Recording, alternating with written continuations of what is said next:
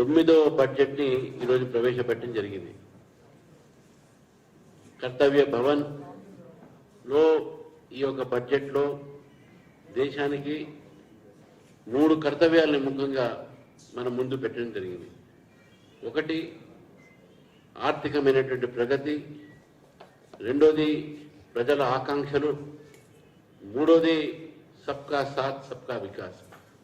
ఈ బడ్జెట్ మొత్తం కూడా దేశ ఆర్థిక ప్రగతి, అదేవిధంగా ప్రజలకు ఏదైతే అవసరమో, ఏ విధంగా అయితే ప్రజలు ఈ యొక్క ప్రగతిలో అభివృద్ధిలో భాగస్వామ్యం కావాలి, మరి వారి ఒక జీవితాల్లో మార్పులు రావాలి అనేటటువంటి ఒక ఆకాంక్షని ఈ యొక్క బడ్జెట్ని మనము దాంట్లో ఉన్నటువంటి ఒక ప్రతిబింబాన్ని చూస్తూ ఉన్నాం. మూడోది కర్తవ్యంగా చేసేటటువంటి ఒక మనం అందరు గుర్తు చేసేటటువంటి ఒక ఈ యొక్క ప్రభుత్వం అందరినీ సబ్కా సాత్ సబ్కా వికాస్ అంటే అందరితో ఈ సమాజంలో అన్ని రంగాలకు ఈ యొక్క ప్రభుత్వం ఒక తోడు ఉంటుంది. ఈ యొక్క ప్రభుత్వం తీసుకున్నటువంటి నిర్ణయాలన్నీ కూడా అందరి కోసము, ప్రతి ఒక్కరి యొక్క వికాసం కోసము, వికసిత్ భారత్ ఏదైతే మనం స్వప్నం చూస్తూ ఉన్నామో దాని మేరకై ఈ బడ్జెట్ని ప్రవేశపెట్టడం జరిగింది.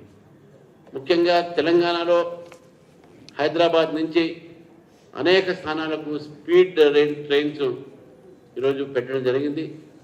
తద్వారా హైదరాబాద్ నుంచి అనేక స్థానాలకు రాకపోకలు కానీ, ఇక్కడ ఉన్నటువంటి ఒక ఆర్థిక లావాదేవీలు కానీ, వ్యాపారం కానీ పెరిగేట అవకాశాలు ఉంటాయి.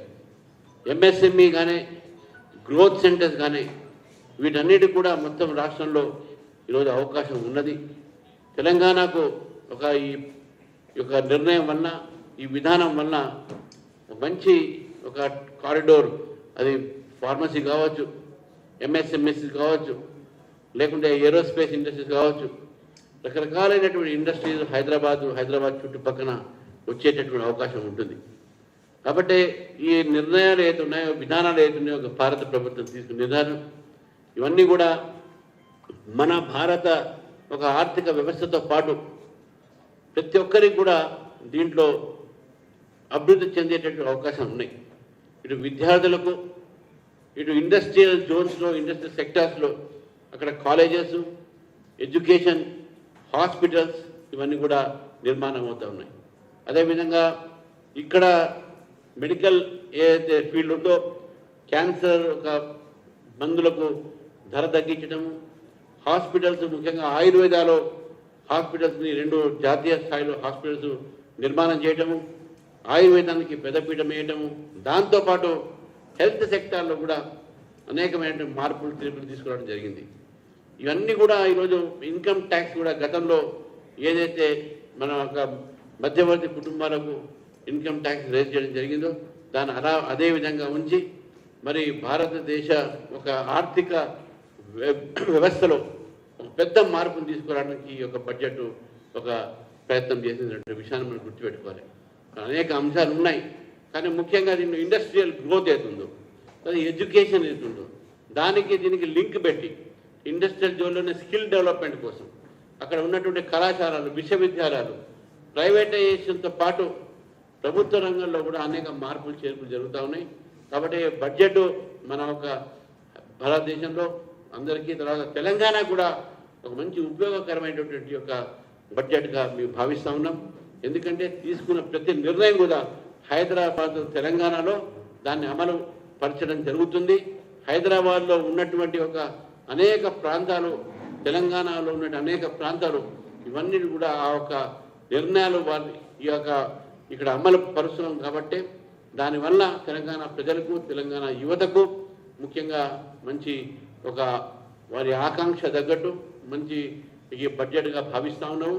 ఈ బడ్జెట్ నిర్మలా సీతారామన్ గారు 9వసారి ప్రవేశపెట్టినందుకు, అదేవిధంగా నరేంద్ర మోదీ గారికి ప్రజా ఒక ఫ్రెండ్లీగా, ప్రజా ఒక మైత్రంగా ఉన్నటువంటి బడ్జెట్ని, people's friendly budget, growth budget, ఈ యొక్క బడ్జెట్ని అభివృద్ధి బడ్జెట్ కింద, గ్రోత్ బడ్జెట్ కింద తప్పకుండా మన భారతదేశం ఏదైతే మనం ఇప్పుడు 4వ స్థానం ఉన్నామో త్వరలోనే ఈ బడ్జెట్ అమలుపరిచినప్పుడు 3వ స్థానంలో మనం ఉంటామని చెప్పేసి కూడా ఈ సంవత్సరం అని చెప్పేసి భావిస్తూ, మరి అదేవిధంగా ఏదైతే మనకు ఎక్కడెక్కడ ఎన్ని కేటాయించారో టోటల్ బడ్జెట్ ఏదో డీటెయిల్స్ వచ్చిన తర్వాత మళ్ళీ మీ అందరికీ దానిపైన మళ్ళీ వివరించి మీ అడ్రస్ చేస్తామని చెప్పేసి తెలియజేస్తాను.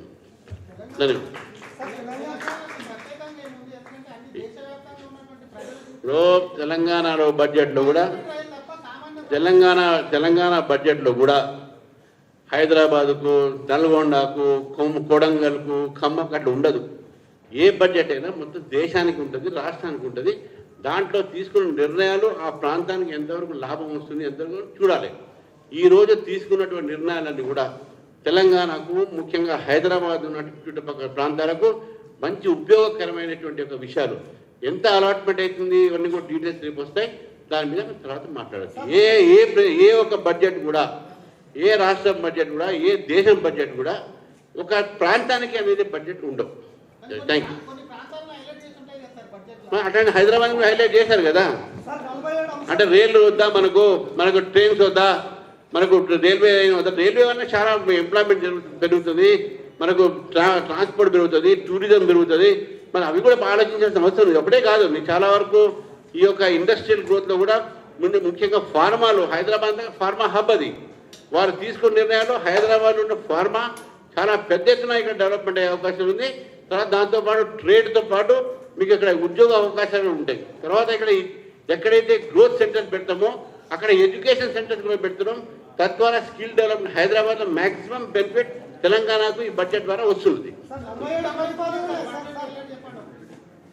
అదేవిధంగా 42% 41% డెవల్యూషన్ ఆఫ్ ఫండ్స్ ఉన్నాయో నీతి ఆయోగ్ తీసుకున్న నిర్ణయం వలన తప్పకుండా రాష్ట్రాలన్నీ కూడా మంచి ఒక లాభం చెందుతాయని చెప్పి భావిస్తున్నాను. 47 ప్రతిపాదనలు ఉన్నాయి సార్ ప్రభుత్వం పంపించినటువంటి. సార్ 47 ప్రతిపాదనలు కేంద్ర ప్రభుత్వంతో పెండింగ్ లో ఉన్నాయి. ఒక్క ప్రతిపాదన కూడా బడ్జెట్ లో నిధులు కేటాయించలేదు అన్నది ప్రభుత్వం చెప్తుంది, కాంగ్రెస్ అంటుంది. కాంగ్రెస్ ఏమంటే దానికి చెప్పిన వాళ్ళు ఉన్నప్పుడు బడ్జెట్ చూస్తాం, ఇప్పుడు బడ్జెట్ చూడండి. వాళ్ళు ఉన్నప్పుడు బడ్జెట్ ఎట్లా ఉండే, ఇప్పుడు బడ్జెట్ ఎట్లున్నది. వాళ్ళు ఉన్నటువంటి సమయంలో ఉన్నటువంటి నిర్ణయాలు చూడండి, ఇప్పుడు నిర్ణయాలు చూడండి. కాంగ్రెస్ పార్టీకి అసలు బడ్జెట్ మీద మాట్లాడే అధికారమే లేదు. ఉన్నదంతా దేశ బడ్జెట్ అంతా వాళ్ళు దోచుకున్నారు. వాళ్ళ బడ్జెట్ ఏముంది, వాళ్ళ బడ్జెట్ ఏం మాట్లాడతారు వాళ్ళు మీ డీటెయిల్స్ వచ్చిన తర్వాత మళ్ళీ ఎంత ఫిగర్స్ అంటే తర్వాత మాట్లాడతారు.